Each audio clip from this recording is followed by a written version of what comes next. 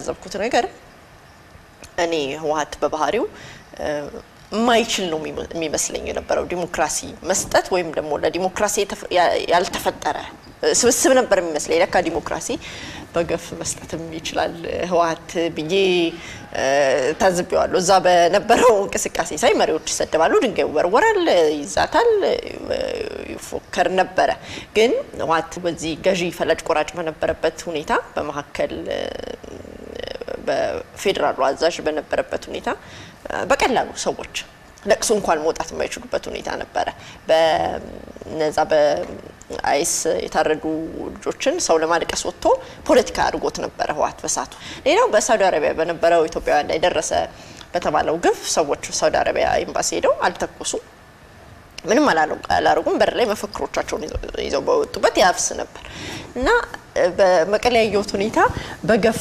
ዲሞክራሲን መስጠት የሚችል ድርጅት እንደሆነ ነው እኔ እንኳን ከጫካ ስለወጣ ያው የሚያቀበት አይመስለኝም ነበር በቀጥታ በትግራይ ህዝብ ላይ ለትግራይ ህዝብ ለህወሓትም ቢሆን ወይም እንዳጠቃላይ እንደኛም ቢሆን ለንከባበር የምንችልበትን ነገር ፖለቲከኛ ስለሆኑ የሚያስቀምጡት አቅጣጫ ካለ በዚህ ጉዳይ ላይ ማንኛውም ግለሰብም ሆነ ቡድን አምባገነናዊም ዲሞክራሲያም ሊሆን ይችላል አንድ አምባገነናዊ የሆነ ኃይል ወደ ዲሞክራሲ ራሱ መለወጥ ይችላል አንድ ዲሞክራሲያዊ የሆነ ኃይል በክስተቶች ወደ አምባገነናዊ ራሱ መለወጥ ይችላል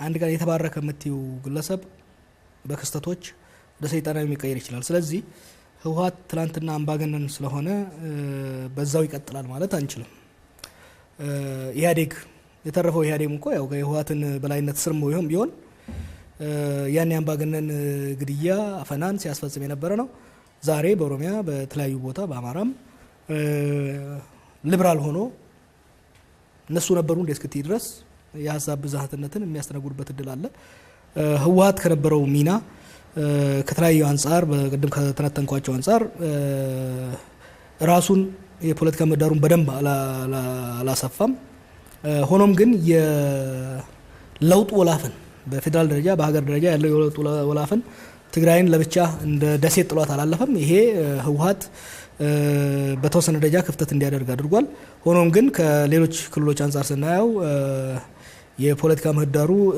አሁንም ትግራይ ውስጥ እንደተጠበበ ነው የሚለው ትክክል ነው ወደፊት በመናደርገው እንቅስቃሴ አይ ቲንክ የህወሓቶች አንድ ያላቸው ጥርጣሬ አለ ስትሮንግ ፌደራሊስቶች ናቸው ስትሮንግ የፌደራል ኃይል ፌደራላዊ ያልተማከለ መንግስት የትግራይ ህዝብ ራሱን በራሱ ያስተዳደረ ሌሎች ክልሎችም ራሳቸውን ያስተዳደሩ መሄድ አለባቸው አሁን ያለው አቅጣጫ ወደ አዳዊነት ይመልሳል የሚል ጥርጣሬ እንዳላቸው ይታየኛል ያም ከሆነ መቀሌ ላይ በመመሸግ ከዛ የቃላት ውርወራና የጦር ግንባታ ላይ በማነጣጠር ሳይሆን እዚህ ሀገር ያለው አብዛኛው የፖለቲካ ኃይል ፌደራሊስት ከሆነ ስለሆነ ከነሱ ጋር በመሆን ፌደራሊስት ካልሆነም ጋር በመከራከር በመደራደር የፌደራል ሲስተሙ ዲሞክራሲያዊ የሆነ ክልሎች በህግ የተሰጣቸውን አውቶኖሚ ራስ የማስተዳደር መብት አሟጣው የተጠቀሙ እንዲሁም ደግሞ በህግ የተቀመጠላቸውን አብሮ የማስተዳደር ሼር ሩል የጋራ የስልጣን መጋራትና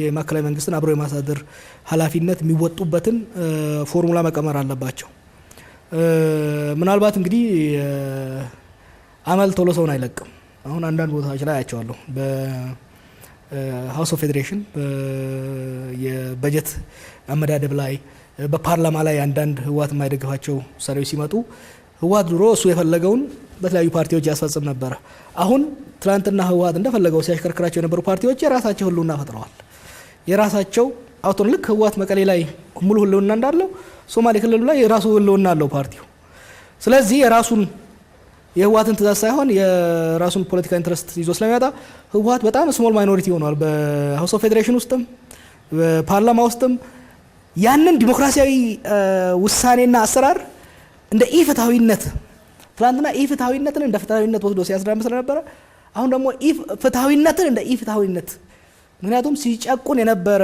ኃይል እኩልነትን እንደ ጭቆና ያያዋል ከዛ ጋር እስኪለማመዱ ድረስ ነው ይለማመዱታል ዲሞክራሲያዊ ፌደራላዊ በሆነ ስርዓት ውስጥ የትግራይ ክልል ማግኘት የሚገባው ምንም የሚያጣው ነገር የለም የአማራ ክልልም ማግኘት የሚገባውን የሚያጣው ነገር የለም።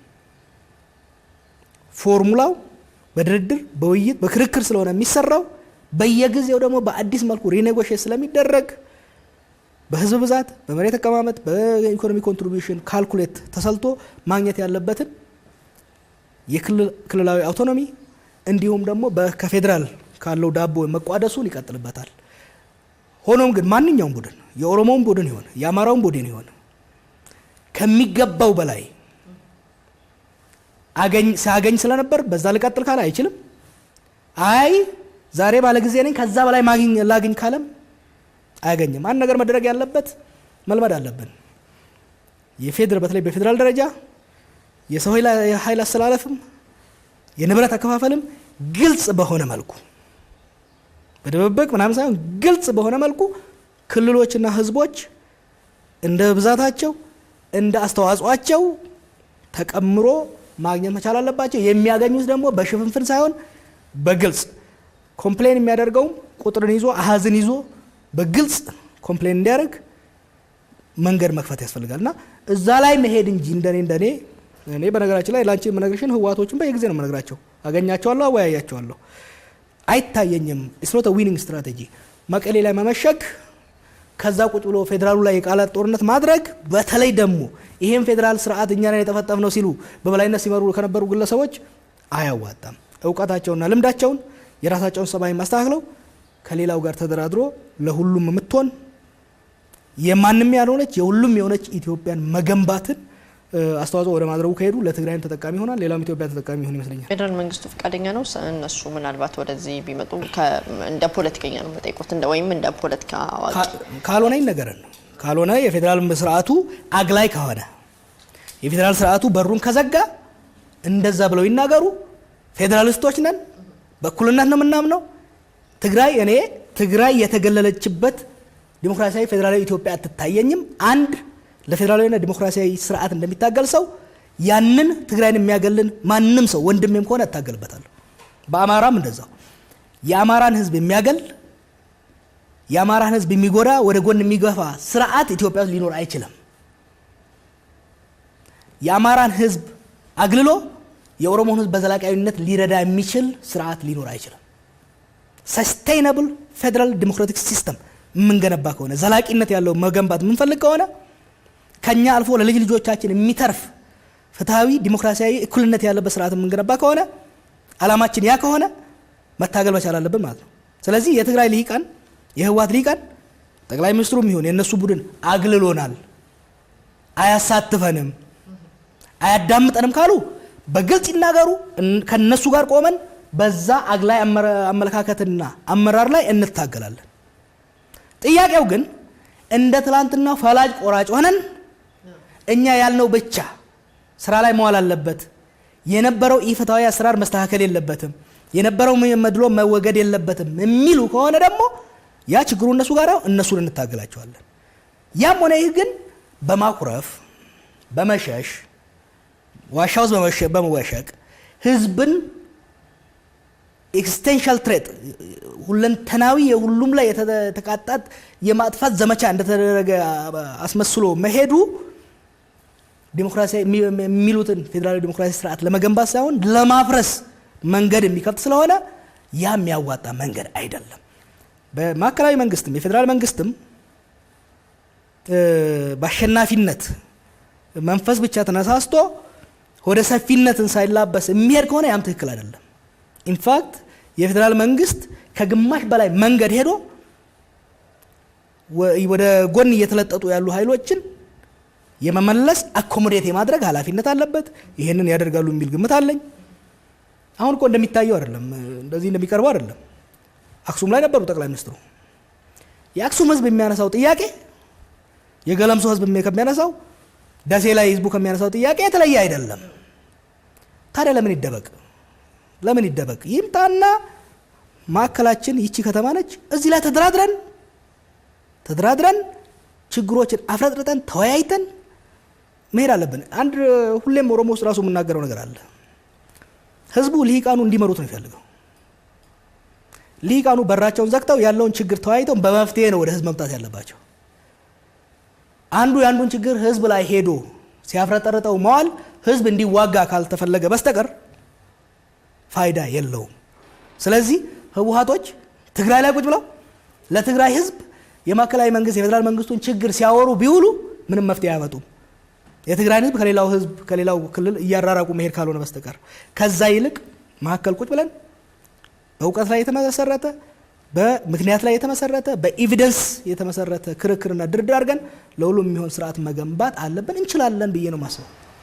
ጥሩ ነው። እንግዲህ በአክቲቪስቶቻቸውም በራሳቸውም እንደዚህ አይነት ንግግሮችን ከማድረግ ወደ መሀል መጥተው አገር ስለሆነ ገመንግስቱ ፈረሰ ገመንግስቱ ይከበር የሚለውንም ነገር ወደ መሀከል አምጥተው እንደ ሀገር ምክንያቱም በጣም አስፈላጊ ሰዎች ናቸው ለፌደራሉም እንደገና ደግሞ የትግራይ ህዝብም ከኢትዮጵያ ህዝብ ጋር ሊለያይ የሚችል ህዝብ አይደለም። ትልቅ ቁርኝት ያለው በጣም ሰፊ ህዝብ ነው።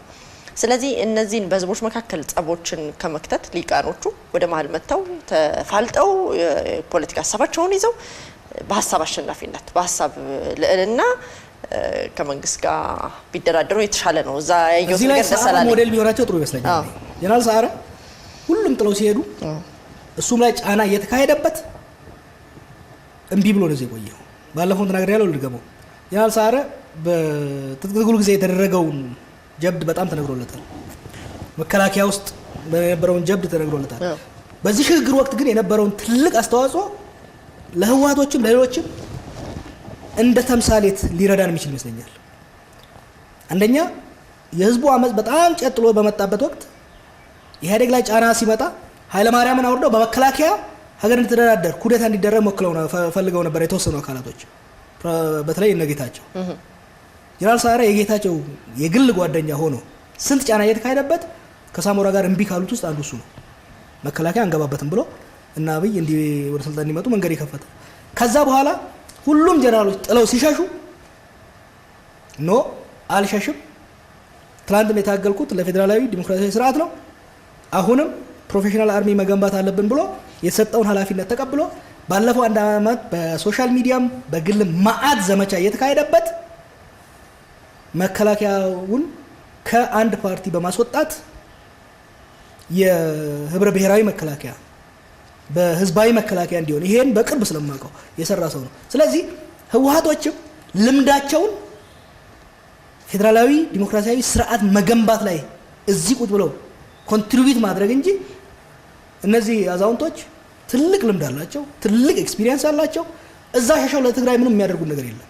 የኢትዮጵያ ፖለቲካ ካልተስተካከለ፣ የኢትዮጵያ ኢኮኖሚ ካልተስተካከለ፣ የኢትዮጵያ ጸጥታ ሁኔታ ካልተስተካከለ ትግራይ ብቻዋን ተስተካክላ የምትቀጥልበት ምንም ነገር የለም። አማራ ላይ ያለው ወላፈን ትግራይ ማቃጠሉ አይቀርም። ሶማሌ ላይ የሚኖር ችግር ትግራይ መጉዳቱ አይቀርም። ስለዚህ ልክ እንደ ሰዓረ ትዕግስት ኖሮቸው የትላንትናውን ስህተቶች አምነው በትላንትናው ላይ ስህተቶችን እያረሙ አዲስ አሰራሮችን አዲስ ሁኔታዎችን አዳፕት እያደረጉ የፌዴራል ተቋማቱ መገንባት ላይ መሳተፍ ነበረባቸው።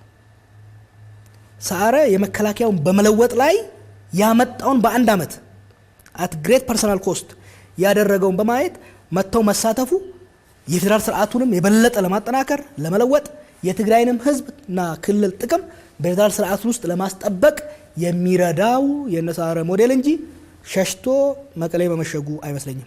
መልካም አቶ ጀዋር፣ በመጨረሻ ለፌዴራል መንግስት፣ ለህዝቦች፣ ለደህንነት ተቋም፣ ለተቃዋሚ ፓርቲዎች እና እንዲሁም ለወጣቶች አቅጣጫ እንዲሰጡ ነው ጠይቆት። አሁንም ይህን ካረግን እንተርፋለን፣ ይህን ካረግን እናልቃለን የሚሉትን እንደ ፖለቲከኛ እንዲያስቀምጡ ነው። በጣም አመሰግናለሁ። በድጋሚ አንደኛ እንደ ግልም ሆነ እንደ ቡድን ራስን ሪስትሬን ማድረግ በጣም አስፈላጊ ነው። የዲሞክራሲ ሽግግር ስርዓትን መንግስት ስቴት የምንለውን ፍራጃይል ያደርገዋል፣ ያዳክመዋል። በዛ ጊዜ እንደ ግለሰብም ሆነ እንደ ቡድን መንግስት ሊያግተን ስለሚያችል ራሳችንን የማገት ሰልፍ ሪስትሬንት የሚለውን ኤክሰርሳይዝ ማድረግ አስፈላጊ ነው። በምንጽፈው ውስጥም በምንናገረው ውስጥም በእንቅስቃሴያችን ውስጥ በተቻለ መጠን መረጋጋትን የሚደግፍ መንግስትን የሚደግፍ መንግስት ስንል ገዢው ፓርቲ ማለት ሳይሆን የመንግስት ተቋማትን ሊደግፍ የሚችል ስራ የመንግስት ተቋማት ተዳከሙ ብለን የበለጠ ቡጢ ማውረድና የበለጠ ጫና መፍጠር ሳይሆን በተቻለ መጠን በደገፉ አስፈላጊ ይመስለኛል። ይሄን ለውጥ ተንከባክበን ማናሻግረው ከሆነ መሬቱን ቆፍረን ዘርተን አረማርመን አጭደን ከምረን ከክምር ወደ ጨላውን እህሉን ሜዳ ላይ ጥሎ ወይ ለአውሬ ወይ ለዝናብ ጥሎ እንደመሄድ ነው የሚሆነው። ከዚህ አንፃር በጥንቃቄ ይሄን ነጻነት መንከባከብ በጣም አስፈላጊ ይመስለኛል። አንድ ወንዝ ብትወስጂው ከወዲያ ማዶ የአምባገነናዊ ስርዓት ነበረ። የሚቀጥለው ማዶ ላይ ደግሞ ዲሞክራሲያዊ ስርዓት ነው። ከአምባገነናዊ ስርዓት የተነሳችው መኪና በድልድይ ላይ ወደ ዲሞክራሲ እየተሻገረች ነው። እዚህ መኪና ላይ ያለው ተሳፋሪና ሾፌርም እየተጠነቀቀ ካልሄደ ግርግር ከበዛ ዛ መኪናዋ ከድልድይ የምትወድቅበት እድል ሊፈጠር ይችላል። ያኔ ሾፌሩም ተሳፋሪውም አብሮ ነው የሚከስረው። ስለዚህ ዜጎች በጣም መጠንቀቅ አለባቸው። ትልቁ ስራ ከፖለቲካ ሊቃን ነው የሚጠበቀው። ምክንያቱም የጸጥታ ኃይላችን የመከላከያው ይሄን የፖሊስ ኃይላችን የፖለቲካ ፖሊሲውን የፖለቲካ አመራሩ የተስማማበትን ነው የሚያስፈጽመው። የጸጥታ ኃይሉ ገደብ ጸጥታ ኃይሉንና ዜጎችን የሚከለው ገደብ የሚቀመጠው በፖለቲካ ሊቃኑ ድርድር ነው። ፖሊሲ ያወጣም ፖሊሲ ያስፈጽማል እንጂ ያስፈጻሚ አካል ነው ጸጥታው። ስለዚህ ትልቁ ትችት ትልቁ ጫና መምጣት ያለበት በፖሊሲ አውጪዎቻችን ላይ ነው፣ በፖለቲካ አመራራችን ላይ ነው፣ በገዢው ፓርቲ ላይ ነው፣ በተቃዋሚው ላይ ነው ጫና መምጣት ያለበት። ስለዚህ ፖለቲከኞቻችን የፖለቲካ አመራራችን ሰብሰብ ብሎ በውይይት በጣም የዘገየውን ፍኖተ ካርታ ላይ በመስማማት የዚህ ለውጥ ፍጥነት ጥልቀት እና ጊዜ ገደብ እያስቀመጠ ያንን ጸጥታ ኃይሉ እንዲያስፈጽም ማድረግ አስፈላጊ ነው። ሰሞኑን ሚዲያ ላይ ሳይ ጀነራል ጻድቃን የሚናገረው ነገር አለ። የፖለቲካ ቀውሱ በዚህ ከቀጠለ በጸጥታ ኃይሉ ላይ ችግር ይፈጥራል። የፖለቲካ ኃይሉ የፖለቲካ ልዩነቱ የፖለቲካ ሊቃኑ ምስቅልቅልነት መውጣትና ግጭት መከፋፈል ይዋል ይደር እንጂ ሴኩሪቲ ኃይሉን ስትሬች ያደርገዋል። አንደኛ ጫና በማድረግ እንዲለጠጥ ያደርገዋል። ከተለጠጠ ይበጠሳል። ሁለተኛ ክፍፍሉ ቀስ በቀስ ጸጥታ ኃይሉም ምንም እንኳን ለየት ያለ ፕሮፌሽን እና ለየት ያለ ኃላፊነት ቢኖረውም ከህዝብ ጋር ነው የሚኖረው። ውሎ አድሮ በጸጥታ ኃይሉ ላይ ክፍፍል ያመጣል። ውጪ በነበርንበት በዚህ ልጨርሽ ውጪ በነበርንበት ወቅት አንነካውም ብለን የወሰንነው መከላከያ ነበር። አንነካውም ምክንያቱም መከላከያው ላይ ያነጣጠረ ልክ ለምሳሌ በፖለቲካል ፓርቲ ኦህዴድ ላይ አነጣጥረን ኦህዴድን ከኢህአዴግ ለመነጠል ከህወሓት ለመነጠል ያደረግነውን አይነት ስራ በመከላከያ ውስጥ ያሉትን የእኛም ብሔር ተወላጆች ላይ ብንሰራ ኖሮ መከላከያውን ማፍረስ ይቻል ነበር። መከላከያው ግን ለሀገር ቀጣይነት በጣም ወሳኝ ከመሆኑ የተነሳ የደርግን መከላከያ ደርግ ስር የነበረውን የኢትዮጵያ መከላከያ ማፍረሱ ምን ያህል ችግር እንደፈጠረ ስለምትረዳን በተለያዩ ሀገሮች ውስጥ መከላከያን በትራንዚሽን ውስጥ ከፈረሰ ምን አይነት ችግር መፍጠር እንደሚችል ስላወቅን የፌዴራል ፖሊስ በተለይ የፌዴራል ተቋማት እንዳይነኩ በጥንቃቄ ነበር ያደረግነው። በመናደርገው ፕሮፓጋንዳም በመናደርገው አደረጃጀት ህቡዕም ሆነ ግልጽ አደረጃጀትና የቅስቀሳ ላይ መከላከያውን አልነካ ነው። አሁንም የኛ ፖለቲከኞች መጠንቀቅ አለባቸው። እንዋቀስ ከላይ እንጨቃጨቅ የምናደርገው ግን የፌዴራል ተቋማቱን በተለይ የጸጥታ ኃይሉን ወደ መከፋፈል እንዳይገባ መጠንቀቅ አስፈላጊ ነው። ከዚህ ጋር ተያይዞ ብዙም አልገባበትም። የክልል ጸጥታ ኃይላት መጠናከር አስፈላጊ ሆኖ ሳለ ግን በፌዴራል ሱፐርቪዥን ስር መሆን አስፈላጊ ነው። የክልል አቅም በጣም እየፈረጠመ ከሄደ ከክልል ጋር መሳሳብ ይመጣል። ምክንያቱም የነበረው የፌዴራል ሲስተም የተማከለ የፌዴራል ሲስተም ዲሞክራሲያዊ ያልሆነ ፌዴራል ሲስተም ስለነበረ ክልሎች የጎንዮሽ ግንኙነት አልነበራቸው።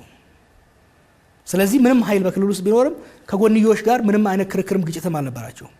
አሁን ግን ክልሎች የጎንዮሽ ድርድር ግጭት ሆሪዞንታል ባርጌኒንግ ምንለው ነገር ስለሚመጣ ኃይላቸው ጠንካራ ከሆነ በኃይል ወደ መፎካከር የሚመጡበት ሁኔታ ክልሎችን እያጋጨ የማዕከላዊ መንግስት ስራ እየተፈታተነ ነው የሚሄደውና በተለይ ይሄ የስፔሻል ኃይል ምንለው ስፔሻል ፎርስ ምንለው ኃይል ስልጠና ውድድር ረገብ ካላለ በጣም ያሰራኛል።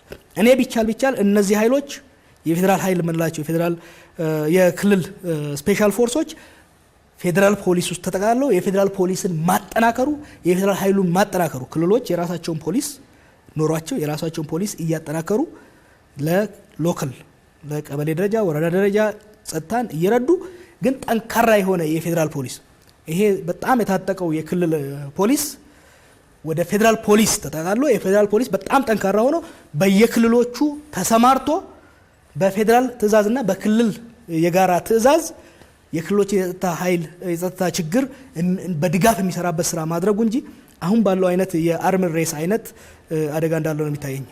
መልካም አመሰግኖታለሁ። መልካም እድልም እመኝሎታለሁ። በዚሁ እግዚአብሔር ይስጥልኝ። እሺ ተመልካቾቼ ፕሮግራሚን በዚህ ጨርሻለሁ። ሳምንት በሌላ ፕሮግራም በሌላ እንግዳ እስከምንገናኝ በያላችሁበት ጤና ይስጥልኝ።